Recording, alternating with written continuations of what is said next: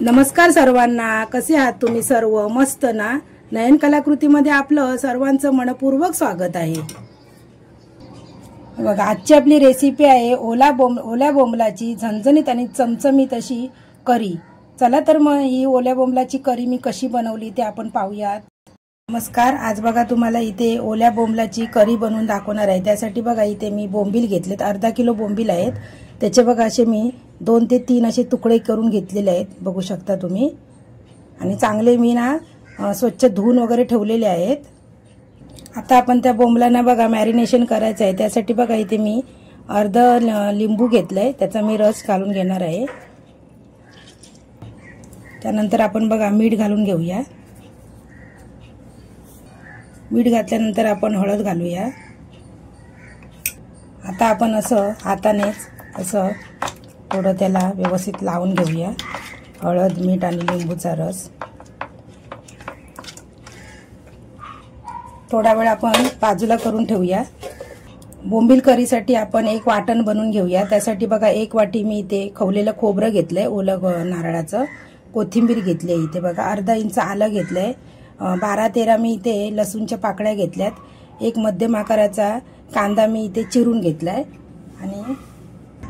आणि इथे बघा मी टोमॅटो आहे ना, हा उकडून घेतलेला आहे टोमॅटो। हे बघा, एकच टोमॅटो मी घेतलाय मोठा, तो उकडून घेतला, त्याची साल वगैरे काढून पण घेतली आहे मी। आता आपण या मिक्सरच्या जारमध्ये आपण हे सर्व साहित्य घालून घेऊया। आता आपण त्यामध्ये बघा थोडंसं पाणी घालून वाटून घ्यायचं आहे बारीक। हे पहा, वाटण आपलं वाटून तयार झालेलं आहे। इथे बघा गॅसवरती मी पातेलं गरम करत ठेवलेलं आहे।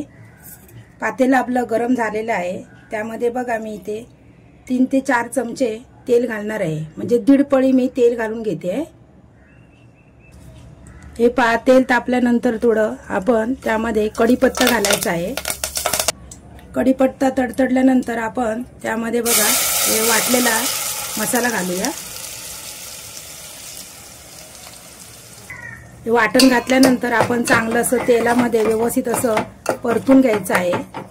हे बघा, माझ्या पद्धतीने तुम्ही असं करून बघा।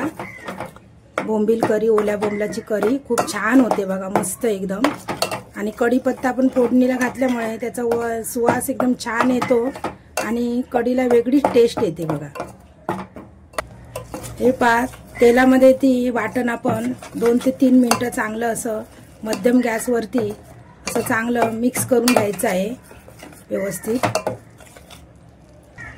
आता त्यामध्ये बघा इथे मी मच्छी मसाला घालत आहे, 1.5 चमचा मच्छी मसाला घालून घेणार आहे। आता बघा मी इथे पाव चमचा हळद टाकत आहे, कारण मी मॅरिनेशन करताना थोडी हळद टाकलेली, त्यामुळे आता मी थोडीच हळद टाकलेली आहे। हे अर्धा चमचा मी इथे गरम मसाला घालत आहे। आता बघा हे आपण चांगलं असं ना मिक्स करून घ्यायचं आहे सर्व मसाला, बघा व्यवस्थित असं मिक्स करून घ्यायचं आहे।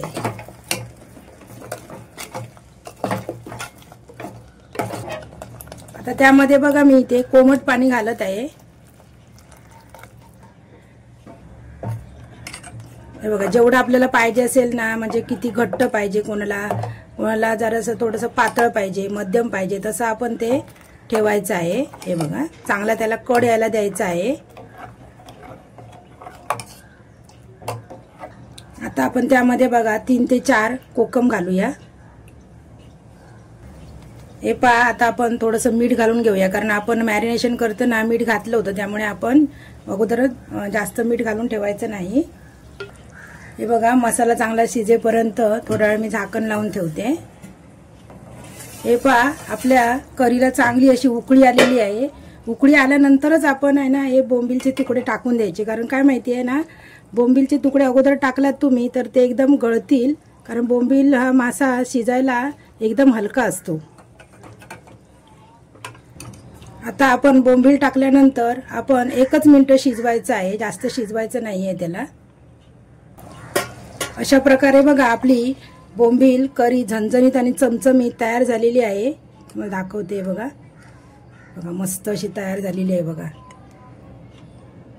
छान अशी आपली करी झणझणीत चमचमीत अशी। तुम्ही कलर बघू शकता किती छान कलर आलाय तो बघा, मस्त अशी तयार झालेली आहे।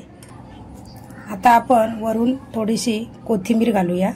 मस्त बघा किती छान अशी मस्त तयार झालेली आहे आपली बोंबील करी। झणझणीत आणि चमचमीत अशी ओल्या बोंबलाची करी। तुम्हाला जर माझा व्हिडिओ आवडला असेल तर जास्तीत जास्त लोकांना शेअर करा। अजूनपर्यंत चॅनलला माझ्या सबस्क्राइब केलं नसेल तर चॅनलला सबस्क्राइब करा। व्हिडिओ आवडला तर एक लाईक जरूर करा। व्हिडिओ संपूर्ण पाहिल्याबद्दल मनापासून धन्यवाद।